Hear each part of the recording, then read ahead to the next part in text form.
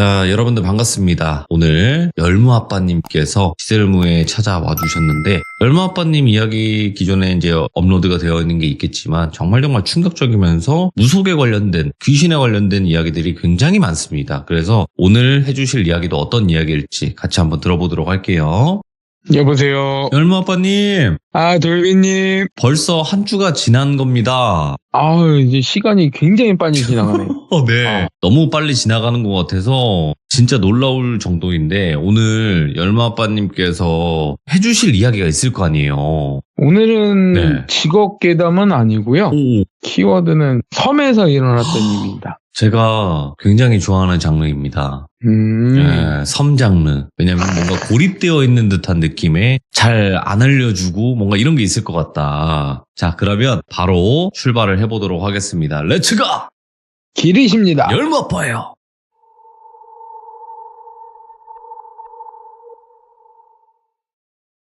이번 이야기는 4년 전에 코로나19가 성행할 때 저도 일이 없어서 집에 있을 때도 많았고 그렇게 시간을 보내고 있었는데요. 저희 둘째 고모하고 고모부가 정년퇴임을 하시면서 고모부 고향 섬으로 돌아가셔서 노후를 보내려고 거기서 자리를 잡고 계시는데 어느 날 전화가 왔어요. 저한테. 열무아빠야, 지금 할 일 없고 집에서 있는 거 다 아니까 와서 일 좀 도와라. 요즘 코로나라 일 구하는 것도 어렵고 이게 섬이다 보니 노인분들 많고 해서 힘쓸 일이 많으니까 좀 내려와서 좀 도와주라. 그래서 제 고모한테 딜을 걸었죠. 하루 일당 얼마? 오케이. 그러면 하루에 한 20만 원씩 주신대요. 좋다. 힘만 쓰면 되는 거냐? 그랬더니 힘만 쓰면 된대요. 오케이, 알겠어요. 그러고 난 다음에 갔어요. 그 섬이 어디냐면 정확히 지명은 말씀 안 드리고요. 서해 쪽에 있는 섬이라고 말씀드릴게요. 아무튼 그 고모부 고향인 섬에 도착을 했는데 사촌형도 와 있더라고요. 고모하고 고모부의 외아들. 사촌형도 일 도와주러 왔다고 하더라고요. 사촌형을 돌비형이라고 할게요. 돌비형하고 저하고는 나이 차이가 딱 2살밖에 안 나고요. 옛날부터도 같이 운동을 했고요. 돌비형도 저랑 같이 유도했었고 그 다음에 저랑 같이 운동을 했었으니 운동하는 사람들끼리 좀 그런 게 있잖아요. 그래서 옛날부터 잘 어울렸고 해서 일단은 고모부하고 고모한테 갔는데 그때 당시에 저희 고모부가 퇴직금으로 낚싯배하고 펜션을 하시려고 준비 중이셨어요. 근데 낚싯배는 이미 사셨고 펜션이랑 캠핑장이랑 같이 운영할 수 있는 데를 찾다 보니까 그 섬에 폐교가 된 분교가 있더라고요. 그래서 그 마을 이장님이랑 어촌계장님이랑 해서 이제 허락을 받고 거기를 임대를 받은 거죠. 그게 섬 마을 발전기금인가 아무튼 그런 거를 주고 거기를 얻었대요.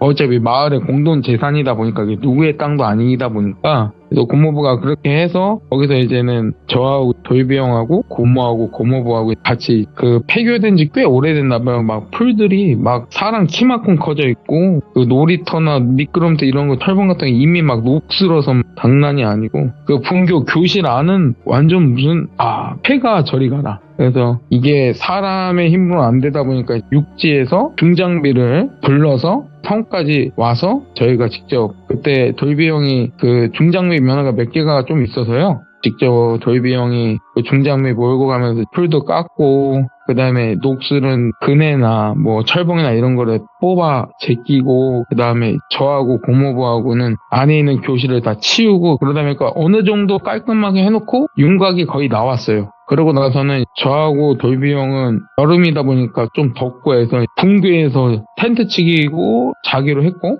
고모부하고 고모는 집으로 가시고 근데 어느 날 자다가 조금 더워서 텐트에 나와서 분교 운동장 쪽으로 가서 구름가자를 피우려고 했는데 딱 구름가자에 불을 붙였어요. 근데 등 뒤에서 약간 이상한 기척이 느껴지는 거예요. 그래서 딱 뒤를 돌아봤더니 초등학교 한 5학년 정도 보이는 어린아이들 3명이 저를 쳐다보고 있더라고요. 당연히 섬인데 그리고 폐교한 분교인데 어린아이들이 있을 법하지도 않고 딱 봐도 영가겠구나. 나한테 해를 입지 않은 한 지방령 정도라고 생각을 했어요. 그래서 신경도 안 쓰고 계속 구름가자를 피고 있는데 또 등 뒤에서 기척이 느껴지다 보니까 또 뒤를 쳐다봤더니 이게 이 아이들이 제가 앞을 봤다가 뒤를 돌아볼 때마다 조금씩 가까워지고 있는 거예요. 웃으면서 가까워지고 있길래 뭐지? 그래도 그냥 신경 안 썼어요. 신경 안 쓰고 계속 구름 과자를 피면서 앞을 봤다가 무심코도 뒤를 보면 또 가까워져 있고, 이게 뭐냐면 무궁화꽃이 피었습니다처럼은 이게 앞을 봤다가 뒤를 보면 점점 다가오고, 제가 그 아이들을 쳐다봤을 때는 그 아이들은 움직이지도 않아요. 그냥 내가 앞을 봤다가 뒤를 보면 점점 가까워지는? 그러면서 제가 그랬어요. 심심하냐고. 그랬더니 그냥 웃으면서 고개를 끄덕여요. 말은 안 해. 그래갖고 그 구름 과자를 끄고 계속 저는 애들 장난 받아주려고 앞을 봤다가 뒤를 봤다가 앞을 봤다가 뒤를 봤다가 계속 그러고 있다가 분교 뒤쪽에 소각장이 있었는데 돌비용 비명 소리가 들리는 거예요. 그래서 순간 뭐지 했는데 가서 딱 봤는데 그 어린아이들은 없어져 있고, 그래서 일단 그 소리 나는 대로 갔어요. 갔는데 돌비용이 소각장 앞에서 엎어져 있더라고요. 기절을 했어요. 그래서 고모한테 전화를 했죠. 고모, 지금 여기 돌비용 쓰러져 있는데 기절했다고. 빨리 집으로 데리고 오라고 해서 제가 돌비용 업고 갔어요. 업고 가서 집에 도착해서 방에 눕히고 아침 되니까 돌비용이 깨어나더라고요. 그래서 제가 물어봤어요. 형, 어제 뭔 일 있었냐? 왜 엎어져 있으면서 기절을 했냐? 그랬더니 형이 뭐가에 겁을 먹었는지 막 약간 그런 거 있잖아. 뭔가 오한이 온 것처럼 벌벌 떠는 거. 한여름인데. 그래서 형 말해보라고 그랬더니 형이 형수님하고 전화통화를 하다가 소각장 쪽으로 가셨는데 발에 이상한 게 걸렸대요. 근데 발에 뭐가 걸려서 쨍그랑 소리가 나길래 뭐가 유리병이 깨져 있대요. 그래갖고 그냥 어차피 발에 걸려서 깨진 거라 무심코 그냥 갔대요. 갔는데 뒤에서 약간 여성분의 목소리가 들리면서 이런 목소리가 들렸대요. 나 예뻐? 나 예뻐? 이런 소리가 들리면서 뒤에서 이상한 기척이 느껴지길래 형수님이랑 급하게 전화를 끊고 뒤를 봤대요. 예? 근데 체크무늬 원피스 입은 여성분이 뒤에 있었대요. 돌비용 뒤에. 그래서 뭐지 했는데 점점 한 발짝씩 형님한테 이제는 다가가면서 그 얼굴이 있잖아요. 얼굴이 이 돌림판처럼 시계 방향으로 이렇게 돌아가는 거 있잖아요. 이렇게 사람 얼굴이 이렇게 돌아가면서 형님한테 다가오고 있었대요. 그거를 보고 형님은 기절을 하신 거죠. 그러고 나서 그거를 저랑 고모랑 고모부한테 설명을 하는데, 그래서 일단은 형을 집에 냅두고 이제 고모부랑 고모랑 차 타고 분교에 갔어요. 가서 소각장 쪽으로 갔는데 실제로 뭐가 깨져 있더라고요. 약간 유리병 같은 게 깨져 있고, 그 다음에 제가 그때 분교 운동장에서 아이들의 연가를 봤잖아요. 그래서 저도 거기 갔을 때 뭔가 느껴질 줄 알았는데 아무것도 느껴지지가 않아요. 근데 고모도 약간 그런 거를 좀 기운이 열린 분이세요. 저희 집안 쪽 분들이 그런 게 있어요. 그래서 열무아빠 그럼 밤에 한번 와보자. 그래서 알겠다고 해서 집에 갔어요. 집에 갔는데 돌비용이 화장실에서 거울을 보면서 있잖아요. 자기 손으로 갖다 얼굴을 이렇게 강제로 돌리고 있는 거예요. 막 웃으면서. 순간 말렸죠. 형님을. 왜 그러냐고 했더니 그냥 웃으면서 계속 얼굴을 이렇게 돌림판처럼 이게 얼굴을 이렇게 돌린다고 하잖아요. 이렇게 이거를 계속 하는 거야. 얼굴을 이렇게 꺾으려고 하는 거야. 그래서 말려도 힘이 너무 세요. 안 되는 거예요. 그래서 고모하고 고모부하고 저하고 막 매달리고 막 정신 차리라고 하는데 그냥 웃으면서 거울 보면서 계속 그러고 있는 거예요. 아, 순간 어느 정도 이제는 형이 제압이 안 된다고 판단해서 제가 또 어쩔 수 없이 강제로 수면을 취하게 해드렸어요. 약간 제압을 하고 다시 형을 방에다 눕힌 다음에 고모부가 아침에 그 소리를 들었고, 그리고 화장실에서 돌비 형님이 하시는 행동도 봤고, 이제 외아들이잖아요. 돌비 형님이. 그러니까 당장 어차피 고향섬이다 보니까 다 동네 어르신들이고 뭐 친척 어르신들이고 하다 보니까 바로 나가시더라고요. 나가셔서 뭐 여러 군데 물어보셨나 봐요. 뭐 예를 들어서 뭐 저쪽 분교가 어떤 자리였고 무슨 일이 있었고 지금 내 아들이 이런 상태인데 예전에는 이런 일이 없었냐, 아무것도 못 건졌어요. 고모부가 물어봐도 사람들은 모른다고 하고, 그리고 이 섬에서 태어나서 자라신 어르신들도 뭔가 아는 듯은 하는데 말씀은 안 하시고 하다 보니 답답하시고, 그러고 난 다음에 아무것도 건지지 못하시고 집에 돌아오셨고요. 그 다음에 아침서부터 화장실에서 제가 제압한 후로부터 돌비 형님이 계속 주무시더라고요. 안 일어나시고. 오. 하루 종일. 그래서 밤이 돼갖고 이제 부모랑 차 타고 분교에 다시 가봤어요. 혹시나 돌비 형님이 봤다는 그 뭔가가 우리도 볼 수 있지 않을까라는 생각에 가봤는데, 처음에는 그 분교가 밤이 되다 보니까 네. 막 어둡고 그러잖아요. 분교 교문을 들어서려는 순간 저는 몸을 못 움직이겠더라고요. 순간. 근데 고모는 앞장서서 걸어가세요. 근데 나는 못 걷겠어. 그리고 의도치도 않게 저는 계속 뒷걸음질 치고 있었어요. 그러니까 머리로는 딱 앞으로는 가야 되는데 몸은 뒷걸음질 치고 있는 거야. 이거 뭐지? 근데 고모가 계속 뭐 하냐고. 열마 아빠 빨리 오라고. 고모 나 여기 못 들어간다고. 이게 몸이 안 움직여진다고. 진짜로. 내가 이거 무서워서 뒷걸음 치는 게 아니라 이 교문을 못 들어가겠다고. 뭐 때문인지 모르겠는데 못 들어가겠다고. 그러더니 고모가 그럼 너 여기 있으라고. 고모 혼자 갔다 오겠다고 그래서 고모가 가시더라고요. 근데 거기서부터 이 마음속에서는 그 불안한 감이 있잖아요. 안 될 것 같은데, 위험할 것 같은데, 따라가야 되는데 하는 순간 계속 저는 그 교문 너머로 못 들어가는 거야. 계속 뒷걸음만 치는 거야. 내가 힘을 줘서 앞으로 가려고 해도 안 돼. 한 10분 지났나? 무사히 고모가 나오시더라고요.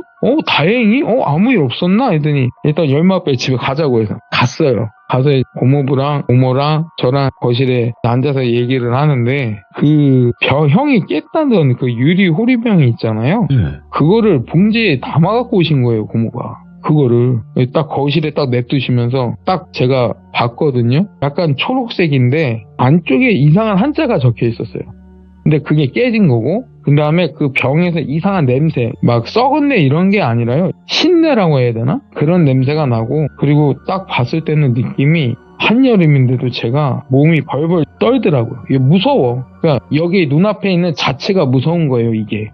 그래서 고모 이거 뭐냐고 그랬더니, 일단은 이것 때문에 도유비가 저러는 것 같은데, 이건 우리들 힘으로는 안 될 것 같고, 그리고 동네 어르신들도 아무 말씀 안 해주시니 저희 아버지한테 전화를 하셨대요. 그 다음날 오시라고. 그래서 아버지한테 전화하셨냐고.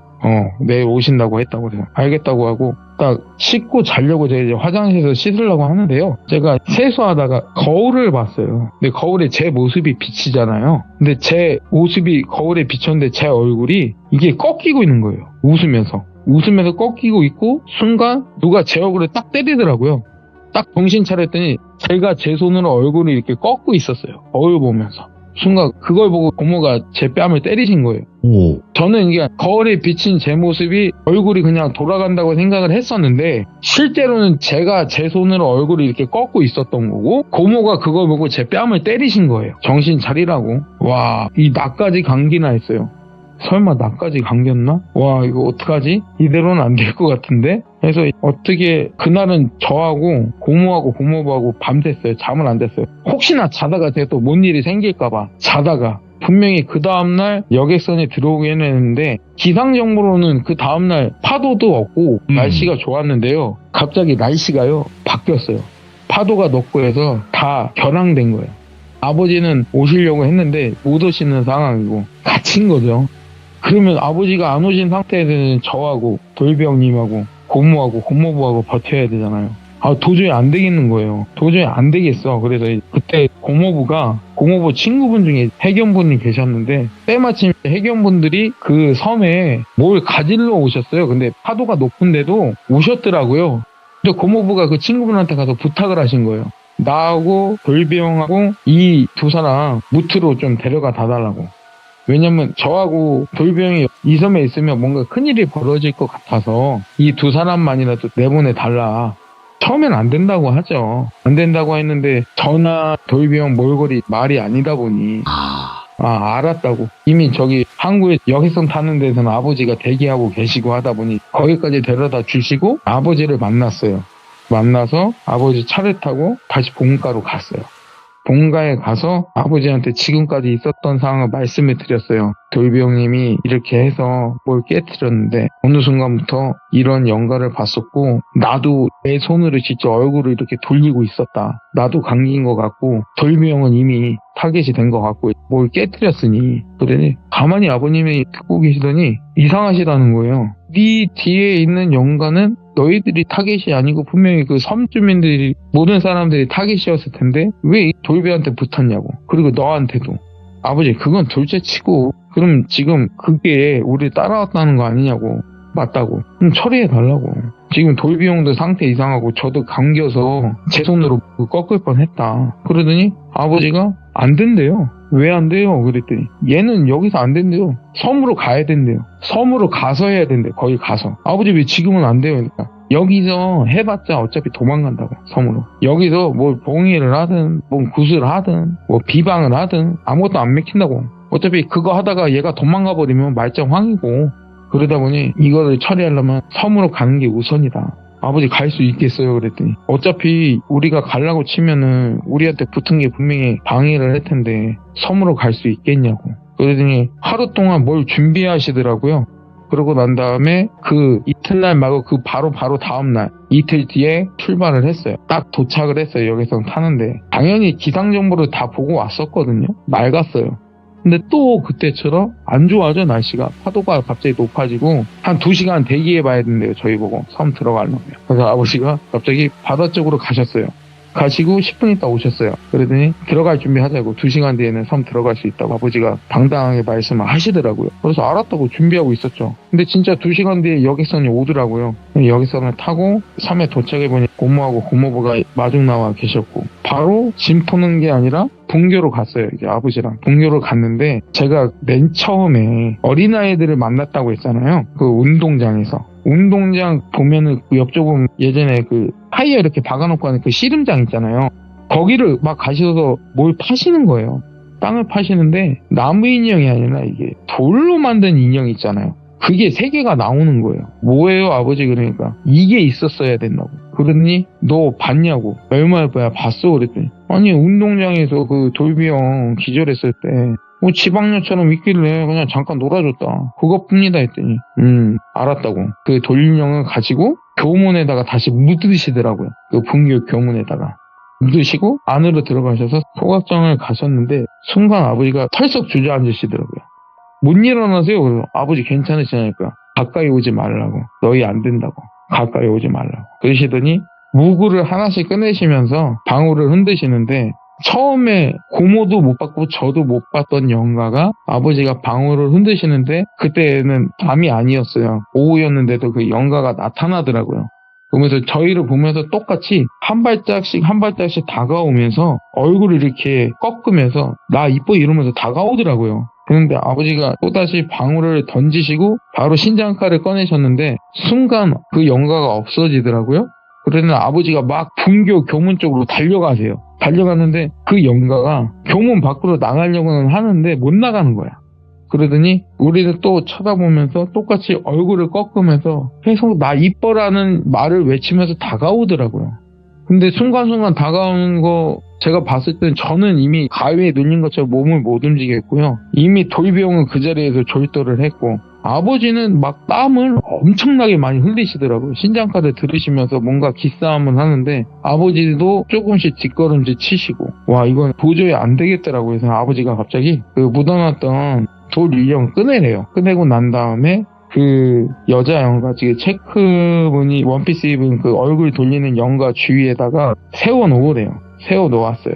못 움직이더라고요. 약간 뭐 그런 그 돌인형이 약간 그건가 봐요. 제가 생각했을 때는 결계? 못 움직이게 움직임을 막는 장치? 그래서 아버지가 여기선 안 되고 섬에 들어와서 해야 된다는 말이 이것 때문이었는가 그때 생각하게 됐거든요. 아무튼 그렇게 해서 움직임을 멈추고 나서 아버지가 이제는 도저히 안 되겠는지 이거를 봉인은 해야 되겠는데 자기 힘으로는 안 되고 여기다 묶어두자. 그래서 예전에 돌비형이 호리병을 깨트렸다고 했잖아요. 본가에서 그 똑같은 건 아니지만 무슨 유리병을 갖고 오셨더라고요. 본가에서부터. 그러더니 거기에다가 그 영가 앞에다 놓아두시고 그 다음에 방울을 흔드시면서 한 10분? 20분 동안 뭔가를 외우시더니 그 영가가 빨려 들어가더라고요. 그거를 들고 나가려고 했지만 이거를 이 자리에서 움직이면 또 도망갈까봐 일단 이 자리에다 냅두고 아버지가 어촌계장님이나 섬이장님, 마을에 오래 사신 분들을 다 찾아다녔어요. 그리고 뭘 물어보셨어요. 계속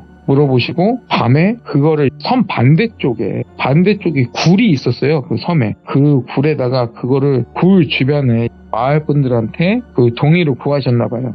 약간 오색천 비슷한 천을 묶은 금줄을 둘둘 감싸서 입구를 막고, 그 다음에 고모부가 그 밤에 포크레인 그 삽에 큰 바위 같은 거를 갖고 오시더라고.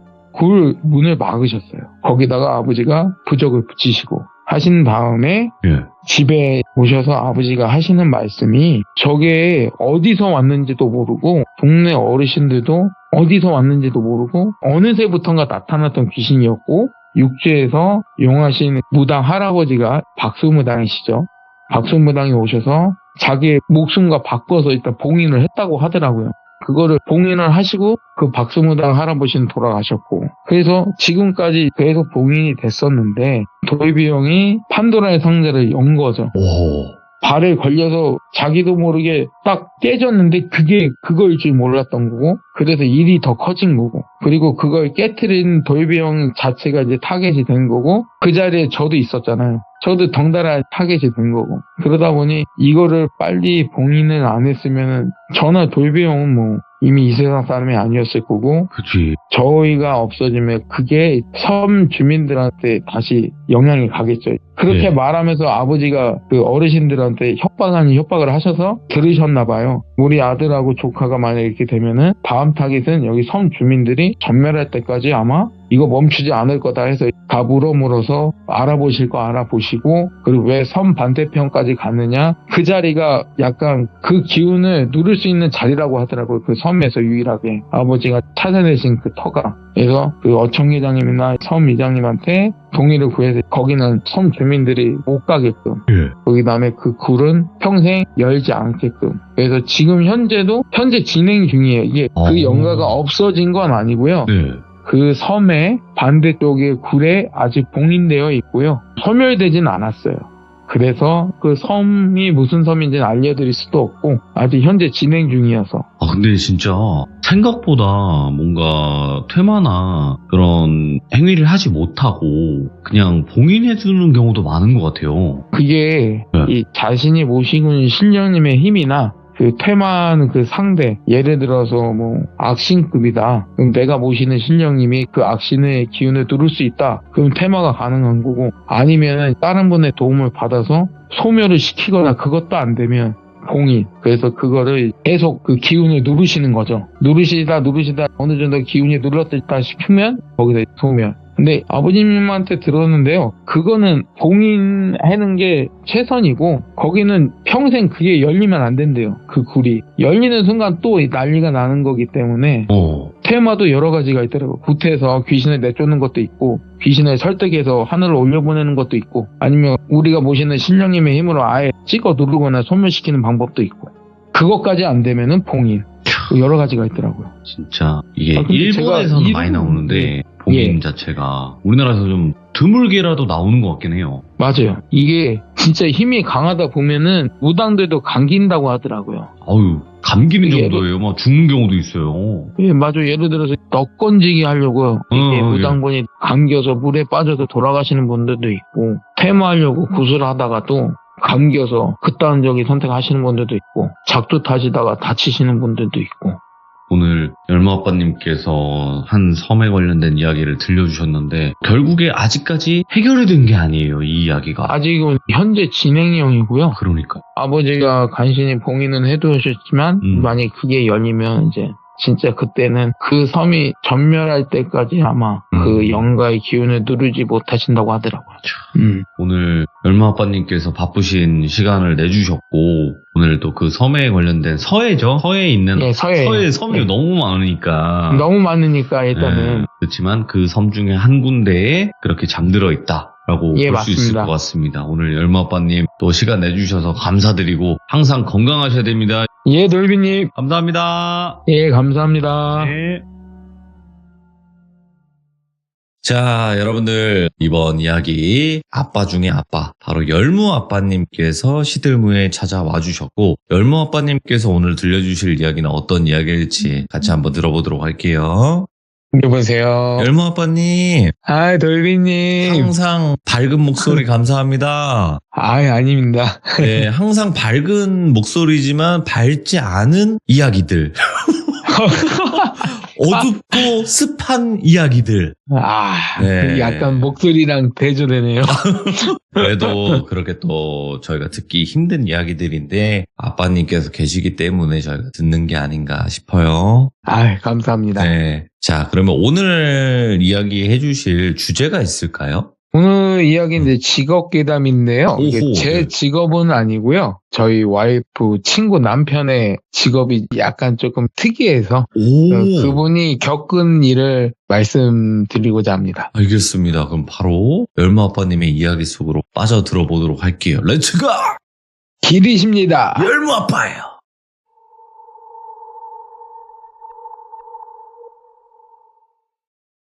요즘에 보면은 폐기물 같은 거 수거하는 업체가 있잖아요. 예를 들어서 뭐 산업 폐기물이나 의료 폐기물. 근데 그 중에 그 고인분들이 썼던 물건을 전문적으로 처리하는 업체가 있어요. 그런 폐기물을. 오, 그러니까 우리 고인분들이 돌아가시면은 뭐 집에서 썼던 가전 제품이나 뭐 이런 제품들을 수거를 해서 처리하는 업체가 있는데 저희 와이프 친구 남편분이 그 일을 하세요. 근데 그 일을 하시면서 이번에 정말 죽을 뻔했던 일이 있었거든요.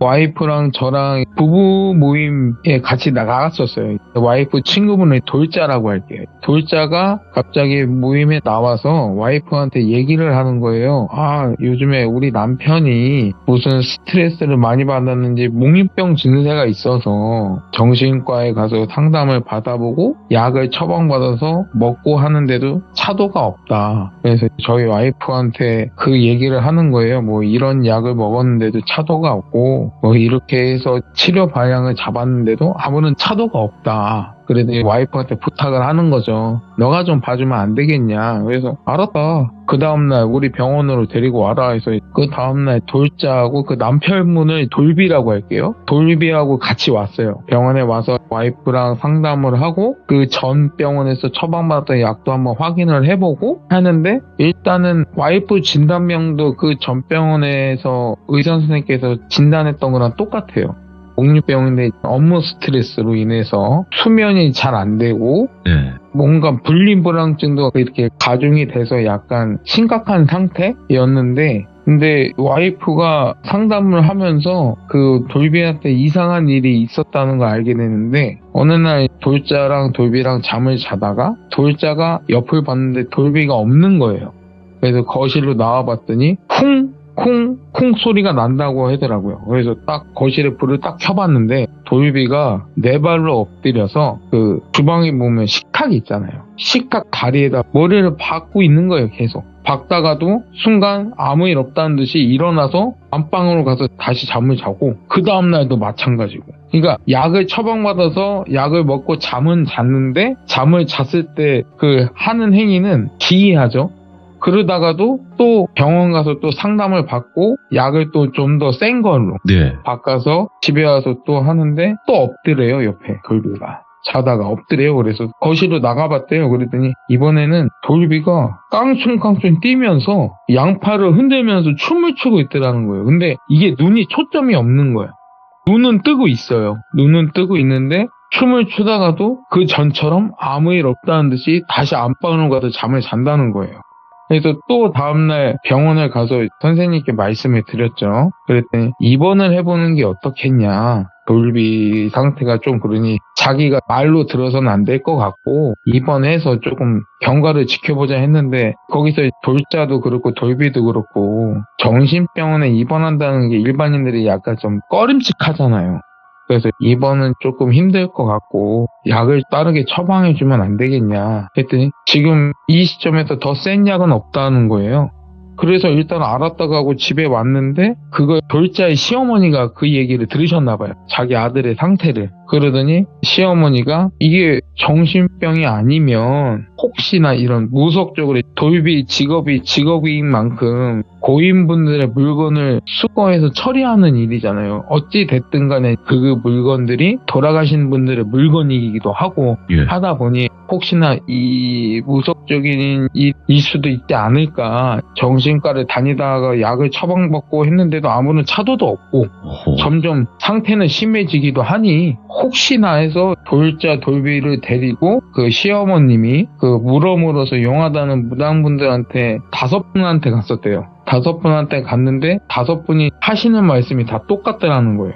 뭐가 시이긴 시였는데 이건 귀신이 아니다라고 말씀을 하신다는 거예요. 귀신이 아니다? 그럼 뭐예요? 그랬더니 일단 이건 귀신은 아닌데 약간 애매하다는 거예요.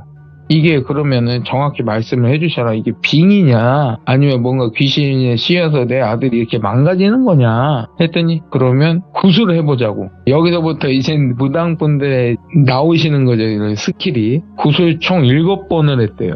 정확히 7번을 했대요. 돈이 무지하게 들어갔대요. 근데 구술하고 그 다음에는 좀 괜찮아지다가도 또 말짱 도루묵되고 또 구술하고도 얼마 지나지 않아 또 그렇게 되고 하다 보니 지친 거죠. 돌자도 돌비도 시어머니도. 그러다 보니 이 모임에 와서 저희 와이프한테 부탁을 한 거죠. 그래도 친구가 친구다 보니 와이프한테 부탁을 해서 이렇게 좀 해달라 했더니 일단은 와이프도 알았다고 하고 상담을 해봤는데 이런 행동을 했다는 걸 듣고 나서 저한테 연락이 온 거예요. 와이프가. 오빠 좀 와봐라 그랬더니 왜 그랬더니 이게 조금 얘기를 듣다 보니 이게 돌잔의 얘기가 돌비도 약간 그런 목류병 같은 게 있긴 한데 이걸로 인해서 이렇게 심해질 수는 없다. 근데 이 돌비가 돌비 어머니 때문에 굿도 7번 해봤고 하는 행동이 조금 그쪽으로 있는 것 같다. 그러니 오빠가 와서 좀 한번 봐달라. 저한테 그러더라고. 해서 일단 그러면 퇴근하고 내가 돌잔의 집으로 갈 테니 너도 가 있으라고 했어요. 제가 와이프한테. 그럼 알았다고 하고 저도 일이 끝나고 퇴근해서 바로 돌잔의 집으로 갔어요. 돌잔의 집에 가서 돌비랑 돌잔랑 만나서 얘기를 들어보는데 내가 얘기를 들어봤을 때 만약에 이게 정신적인 문제가 아니면 이게 귀신에 씌었던다든지 아니면 약간 그런 고인분들의 물건을 잘못 만져서 탈이 났다는 건지 이게 둘 중에 하나가 아닐까라고 생각을 했어요. 그런데 제가 돌비랑 계속 대화를 하다 보는데 돌비 처음에 봤을 때는 아무런 기운이나 뒤에는 영가나 아무것도 못 느꼈었거든요. 근데 제가 이제는 얘기를 하다가 밥을 같이 먹고 그 다음에 제가 화장실을 갔어요. 돌잔의 화장실을 가는데 쓱 안방을 지나쳤거든요. 안방을 지나쳐도 화장실 갔는데 안방에 돌비가 있는 거예요. 분명히 거실에서 우리랑 밥을 같이 먹고 있었는데 안방에 돌비가 있는 거야. 요거 봐라? 뭐지? 했어요. 그래서 저도 모르게 안방의 문을 확 열어 제꼈어요. 열어 제꼈는데 돌비가 저를 보더니 씩 웃고 다시 사라지는 거예요. 요거 봐라. 근데 돌비랑 너무 닮았는데 진짜 너무 닮았거든요. 돌비랑 똑같았어요. 제가 봤던 영가가 돌비랑 똑같이 생겼거든요. 그래서 제가 다시 화장실 갔다가 저기 거실로 와서 돌비한테 얘기를 했어요. 돌비씨 혹시 일하시다가 이상한 일 없었냐. 뭐 예를 들어서 그 폐기물 이런 수거를 하다가 이상한 일이 없었냐 제가 물어는 봤어요. 그랬더니 특별한 일은 없었다는 거예요. 그러면 고인 물건을 손댄 적이 있냐. 그러니까 예를 들어서 그러지는 않겠지만 폐기물을 처리하다 보면은 고가의 물건이 나올 수도 있잖아요. 이거를 어차피 수거에다가 처리를 할 건데 고가의 물건이 나오면 사람이라는 게 약간의 욕심이 생길 수도 있잖아요. 비싼 거나 이런 거 했을 때 내 돌비한테 물어봤어요. 혹시 이런 거 물건에 손댄 적이 있냐 그랬더니 없다라는 거예요. 그러면 같이 일하시는 분들도 그런 적이 없냐? 그거는 자기는 잘 모르겠대요. 그러면 혹시 돌비씨 혹시 지금 막 자다가 이런 일을 하시는 데 있어서 돌비씨가 돌비씨를 본 적이 있느냐? 그러니까 돌비씨랑 닮은 사람을 본 적이 있느냐? 집에서. 아니면 저기 돌자씨한테도 돌비 말고 또 돌비 닮은 사람, 그러니까 이게 말을 하기가 약간 그러는 거예요. 내가 지금 귀신을 봤는데 돌비랑 닮은 귀신을 봤다. 이게 터놓고 말을 할 수는 없잖아요. 그래서 돌려서 말하다가 제가 답답하니까 딱 터놓고 얘기했어요. 내가 지금 안방에서 돌비씨랑 똑같은 영가를 봤다. 안방에 있었다. 그러니까 내가 지금 답답해서 물어보는데 혹시나 이런 일을 하다가 뭔가 건드린 게 있나 아니면 남의 물건에 손을 댄 적이 있냐? 없다는 거예요. 그러면 왜 돌비랑 닮은 영가가 지금 안방에 있냐? 그랬더니 자기네는 모르겠다는 거예요. 막 답답한 거예요. 분명히 이게 뭔가 있으니까 영가가 붙어 왔을 거잖아요. 아니 돌비가 아무런 짓을 안 했는데도 영가가 붙어 왔다는 건 말도 안 되고. 그래서 계속 추궁을 했어요. 잘 생각해 보셔라. 뭔 일이 있었을 거다 분명히. 뭐 돌비씨 직업도 직업인 만큼 이런 일을 처리하는 데 있어서 뭔가 실수라던가 뭔가 일이 있었으니까 지금 뭔가 따라 붙어갖고 지금 이런 일이 벌어지는 것 같은데 잘 생각해 보셔라. 아니면 같이 일하시는 분들끼리는 뭔가 일이 있었는지 했더니 최근에 그 고독사 하신 분이 계셨는데 그분 집주인이 의뢰를 해서 갔대요. 폐기물 처리를 하러 갔는데 한국 분은 아니셨대요. 외국 분이셨는데 집에서 고독사 한 채로 발견이 되신 거죠. 그래서 집주인분이 특수 청소 업체도 부르고 지금 폐기물 처리하는 업체도 부르셔서 처리를 하는데 그 집에 갔는데 당연히 뭐 비싼 물건이나 그런 건 없었는데 이상하게 그 원룸 베란다 쪽에 항아리가 있었대요. 항아리에 뭐 들어있진 않았대요. 뭐 물이라든가 이런 것도 아무것도 들어있지 않고 항아리만 있었다. 근데 어차피 폐기물이나 처리하려고 들고 나가는데 자기가 그걸 들고 차에 실었는데 그 실타가 깨트렸다는 거예요. 근데 어차피 폐기할 거라 깨트려도 상관이 없을 줄 알고 그냥 깨진 조각만 대충 자루에 담고 폐기물 처리하는 곳에 가서 그냥 버렸다는 거예요. 근데 그 이후부터 또 다른 시선이 느껴지면서 몸도 이것저것 나쁘고 가만히 생각해 보니까 그 시점 이후부터 이런 일이 있었던 것 같더래요. 자기가 생각하기에는 뭐 목류병이라든지 이런 이상 행동이라든지 그러냐고. 그럼 일단 알겠다고. 그러면 이 일은 내가 어차피 연가를 봤으니 내가 무당은 아니기 때문에 내가 처리할 수는 없고 그 와이프 친구분은 아세요? 저희 아버지가 무속분이시라는 거. 둘 다 친하다 보니 이런저런 얘기를 하잖아요. 그래서 우리 아버님한테 한번 가보는 건 어떻겠냐. 내가 무당이 아니다 보니 내가 연가를 봤다고 해서 돌비씨를 위해 내가 뭐 구술할 것도 아니고 이 귀신을 처리해 줄 수도 없고 하다 보니 일단 가보자고 아버지한테. 그러더니 학을 띄는 거예요. 왜냐면 그 전에 이제 무당분들을 찾아뵀었고 굿도 일곱 번 했었고 하다 보니 이제 무당이라는 것 자체에 이제 질린 거죠. 질릴만 하죠. 굿도 7번 했다고 하고 하다 보니 아무런 진척은 없고 그래도 한번 가서 내가 돌비 씨한테 부적을 쓰라는 것도 아니고 구술하라는 것도 아니고 가서 말씀이나 한번 나눠보자 아버지랑 지금 이 얘기를 갖고 그래서 다음날 돌자 씨랑 돌비랑 그 다음에 저랑 와이프랑 같이 본가에 내려갔어요. 이제 아버지를 만나 뵙고 아버지한테 말씀을 드렸어요. 돌비 씨가 지금 직업이 이런 폐기물 수거업체를 하시는데 요즘 들어서 이런 목류병 증세도 있고 이것 때문에 뭐 굿도 7번 하고 여러 가지 일이 있었는데 아무런 진척도 없고 그래서 내가 돌비 씨네 집에를 갔었는데 네. 이런 돌비 씨 닮은 연가를 봤다. 그리고 날 보더니 사라졌다. 그러고 나서 최근에는 지금 그 고독사 하시는 분 그 폐기물 수거를 하는데 이 항아리도 깨트린 일도 있고 이 시점의 이후에 이런 일들이 일어났던 것 같다. 아버님 어떻게 생각하시냐 그랬더니 정확히 어느 나라 사람이냐고 물어보시더라고요. 그랬더니 자기가 듣기로는 베트남 분이셨대요. 그 다음에 진도 얼마 없었고 특이한 거는 그 항아리였을 뿐. 근데 항아리 안에는 아무것도 들어있지는 않았대요. 부적이라든지 뭐 이런 것도 아무런 것도 없고 그냥 단지 항아리. 그러냐고. 근데 그 돌비 씨 뒤에 어떤 할아버지가 쫓아왔다는 거예요. 할아버지가 쫓아왔고 나는 분명히 돌비랑 닮은 연가를 봤는데 아버지는 또 다른 걸 보시고 계시는 거죠. 뭐지? 아버지가 그러시는 거예요. 그 5명의 무당을 찾아갔을 때 무당단에 했단 말이 왜 귀신은 아니라고 했었냐. 확실히 5명이 다 똑같이 그랬냐 그랬더니 그랬다는 거예요. 그러면 저 항아리가 아버지가 봤을 때는 우리가 업을 모신다고 해서 그 항아리에 업단지죠. 업단지인데 그거를 베트남 분이 그걸 갖고 계셨다. 그러면 단순한 그게 업단지였느냐?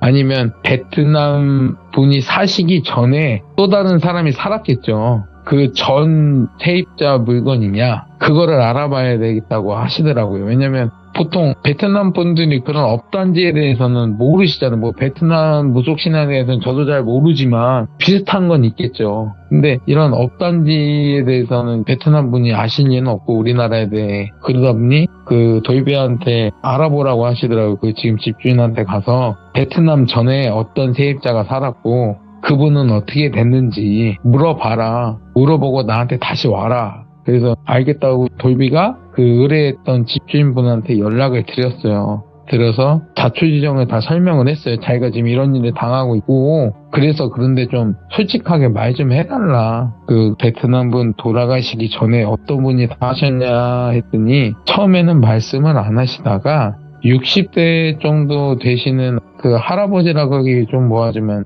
어떤 아저씨가 타르셨대요. 거기에 타르시다가 똑같이 고독사 아닌 고독사 똑같이 베트남 분 전 세입자도 똑같이 그러면 그분 처리는 어떻게 했냐 했더니 다행히 고독사 아닌 고독사이긴 하지만 가족분들이 있으셨나 봐요. 그래서 여동생이라는 분이 오셔서 시신 수습하시고 직접 그 물건들을 다 처리를 하셨대요. 그러면 그 항아리는 어떻게 된 건지 아시냐 집주인분한테 물어봤대요. 자기도 원래 그 베트남 오시기 전에 입주 청소 같은 걸 하자. 예를 들어 고독사를 하시게 되면 특수 청소업체에 다 맡긴다든지 이랬을 때 분명히 그 전 돌아가신 분의 물건을 다 치우게 마련인데 만약에 그 항아리가 그 전에 타았던 분의 물건이면은 청소를 하면서 치웠을 텐데 그게 계속 거기다 납두어져 있던 거잖아요. 계속 돌비가 추궁을 했대요. 어디 업체에 맡기셨냐 알아보려고 어차피 같은 업종에 있으니까. 근데 집주인 반응이 이상하더라는 거예요. 말을 막 버벅거리신대요. 말을 돌리고 대답을 회피하고. 그래서 솔직히 말하셔라. 베트남 분 들어오시기 전에 저거 아셨지 않았냐.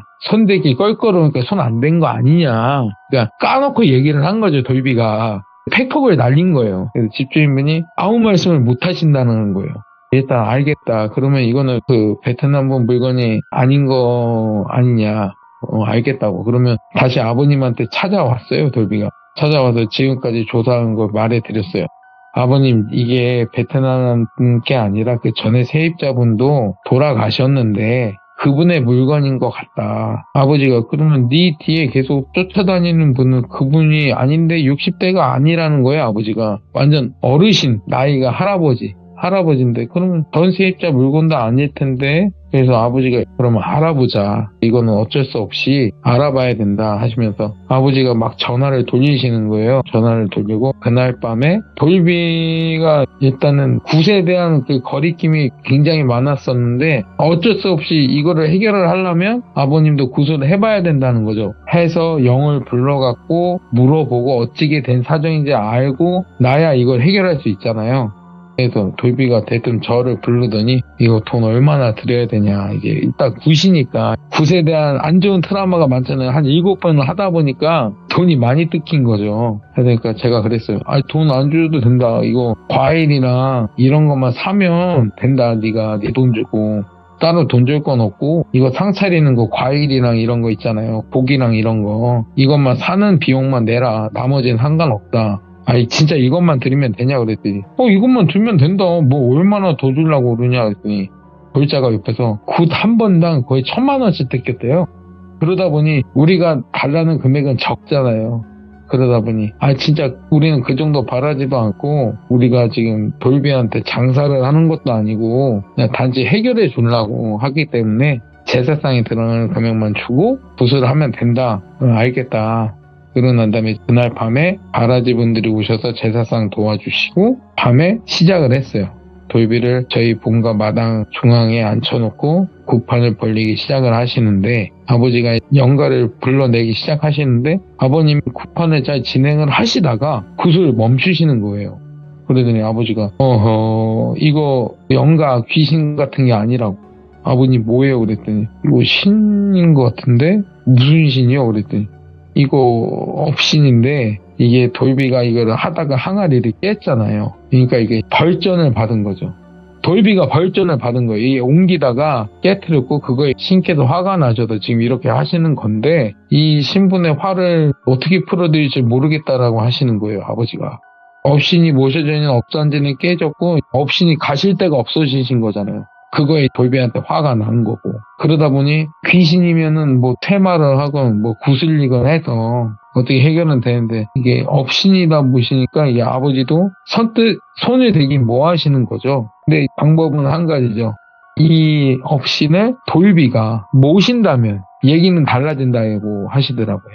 업신께서는 가실 때가 마련이 돼야 뭐 화가 풀리든가 말든가 하시고 이걸 또 모실 사람이 필요한 거고 그러다 보면은 업신께서도 화가 풀리시고 돌비도 이번 일도 해결될 수도 있으니 돌비한테 의중을 물어보더라고요. 모실 수 있겠냐? 안 모시면은 나도 더 이상 방법은 없고 이러다 보면 나중에 네가 더 어려워진다. 그리고 네 직업 특성상 앞으로 이런 일도 엮일 수도 있고 고인분들의 물건을 처리하다 보니 영적으로나 이런 거나 엮일 수도 있잖아요. 그러다 보면 너한테도 손해가 아닐 수도 있다. 그러다 보면 네가 모시는 게 어떻겠냐? 그렇다고 없이는 모신다고 해서 네가 무당이 되는 건 아니다. 그냥 이걸 모시는 것 뿐이지. 오히려 너한테 플러스가 될 수도 있으니 어떻겠느냐. 그럼 다시 돌비가 막 부모님한테 연락을 하고 돌자랑도 상의를 해서 딱 결론을 내린 게 정말 이 방법밖에 없느냐. 업신이 너무 화가 나내신다. 뒤에서 자꾸 너만 째려보고 계시고 이러다가는 네가 다치고 니네 가족들도 힘들어지고 모든 일이 안 좋아지니까 네가 모시는 게 나을 것 같아. 알겠다. 그럼 그렇게 해달라. 이제 거기서부터 의식을 하시는데 다시 업단지 업신을 모시고 정식적으로 돌비가 모시는 걸로 하고 나서 돌비가 그러는 거예요. 별의별 일 다 했다고. 예전에는 이런 일이 없었대요. 특수청소업체도 해봤고 이런 폐기물 수거하면서 이렇게 막 악재가 겹치거나 이렇게 힘들거나 이런 일은 없었는데 한순간의 실수로 겪는다는 게 말이 안 되고 너무 힘들었다고 하더라고요. 그러고 나서 계속 지금까지 연락을 하면서 지냈는데요. 지금은 잘 지내고 있어요. 그 업단지를 갖고 저희 아버님한테 찾아오기도 하고요. 그 확인 받고 무슨 확인을 받는 건지 모르겠는데 저도 모르게 저희 아버지랑 왕래를 하면서 지내더라고요. 돌비랑 지금 현재는. 그래서 그때 당시에 옥류병인 줄 알았지만 그 폐기물 수거하다가 단지를 깨트려서 이런 일까지 당하고 오히려 업단지를 모시게 됐잖아요. 보통 처음에는 이런 일이 없었는데 한순간의 실수로 참 업단지를 모시면서 지금은 사업도 잘 되고요. 모든 게 잘 되고 있어요. 근데 자칫 잘못했으면 또 어떻게 될지 몰랐었던 이야기긴 하네. 만약 이게 폐기물 업체가 이게 하다가도 약간 그런 동정업계 분들도 부고를 당하시는 분들도 많대요. 그 돌비 말로는 그 같은 동정업계 분들이 계시잖아요. 하다 보면은 가끔씩 부고 문자가 계속 온대요. 어떤 업체분이 돌아가신다거나 아니 어떤 업체에 뭐 나쁜 일이 생기다고 누가 다쳤다거나 이런 일들이 자주 온대요. 이게 그래도 이 직업 하시는 분들이 제가 생각했을 때는 뭐 여기 돌비공포라디오에서 예전에 특수총고업체 하시는 분 직업 계단을 제가 들은 적 있거든요. 그런 분들이나 장의사 분들이나 뭐 이런 쪽에 일하시는 분들이 제가 봤을 적에 저희 직업 중에 제일 극한 직업이라고 생각을 해요. 근데 진짜 고인들의 물건을 정리를 하거나 청소를 하거나 그럴 때 욕심을 부리는 사람들도 간혹 있다고 하더라고요. 예, 맞아요. 그 예전에 그런 경우도 있다고 하더라고요. 돌비 직원 중에 그 어떤 분 물건을 수거를 하는데 그 시계 중에 롤렉스보다 약간 단계가 높은 에르땡 시계? 에르땡? 조금 비싼 시계가 있대요. 저는 잘 몰라요. 아무튼 그 시계가 나와서 그 욕심 부렸다가 크게 다친 사람들도 있고 비싼 물건이 눈에 보이면 일단은 숨겨놓는데요. 숨겨놨다가 금은방에 가서 팔든 아니면 뭐 예를 들어서 이런 말하면 좀 꺼림칙하겠지만 우리 요즘에 중고거래 많이 하시잖아요. 그렇지. 맞죠. 거기에 모든 물건이 그렇다는 건 아니에요. 맞지. 지역분들. 근데 분명히 있을 거예요. 분명히 있어요. 근데 꼭 그렇게 처리하다가 다치시는 분들도 많고 오히려 그 판 금액보다 더 많이 손해보시는 분들도 많대요. 오늘 열무아빠님께서 이 이야기를 들려주셨는데 어찌 보면 타 직업괴담이긴 해요. 근데 또 열무아빠님과 연관이 되어 있는 직업괴담이죠. 왜냐면 이어지니까 이야기가. 그래서 너무너무 또 이런 이야기도 있구나라는 걸 들어볼 수 있었고 정말 그냥 이야기꾼이십니다. 집중을 안 할래야 안 할 수가 없는 분이에요. 아닙니다, 돌비님. 감사드립니다, 아빠님. 돌비님 수고하세요. 감사합니다. 예. 시들무에서도 굉장히 다양한 장르가 있지만 이런 장르도 굉장히 귀한 장르 중에 하나거든요. 그 실화 장르 중에서도. 근데 열무아빠님께서 또 여러 가지 일들을 많이 겪으시고 보시고 하다 보니까 저희가 또 들을 수 있는 게 아니겠습니까, 여러분들. 많은 응원 부탁드리도록 할 거고요. 그리고 또 다른 이런 일들이 많으신 분들이 계시다면 주저 말고 두려워 마시고 제보 부탁드리도록 하겠습니다. 감사합니다.